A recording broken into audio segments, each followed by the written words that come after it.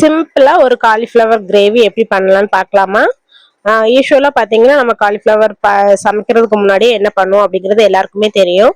கொஞ்சமா வெண்ணி தண்ணியில வந்து கொஞ்சம் மஞ்சள் பொடி போட்டு அத வந்து லைட்டா வந்து சூடு பண்ணி எடுத்து ஸ்ட்ரைன் பண்ணி வச்சுக்கலாம்.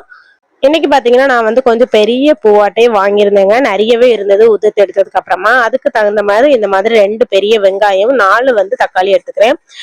இந்த வேக வச்சு அதாவது நம்ம ஸ்டீம் பண்ணி எடுத்துக்கிட்ட அந்த காலிஃப்ளவர வந்து கொஞ்சமா வத்தல் பொடி, மல்லிப்பொடி மிக்ஸ் பண்ணி ஊற வச்சுக்கிட்டேன்.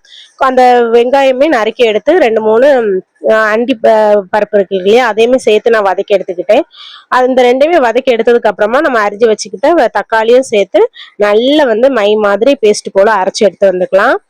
இது இந்த மாதிரி அரைச்சு சேர்க்கும்போது பார்த்தீங்கன்னா, ரொம்பவே டேஸ்டியா இருக்குங்க. அரைச்சு எடுத்து சேர்த்த இதுவ வந்து நம்ம அந்த காலிஃப்ளவர் கூடவே மிக்ஸ் பண்ணி ஸ்பைசஸ் மசாலா எல்லாமே சேர்த்து நம்ம இத வந்து கிரேவியாட்ட வைக்கும்போது ரொம்பவே டேஸ்டியா இருக்கும். ஓகே ஃப்ரெண்ட்ஸ், நெக்ஸ்ட் வீடியோல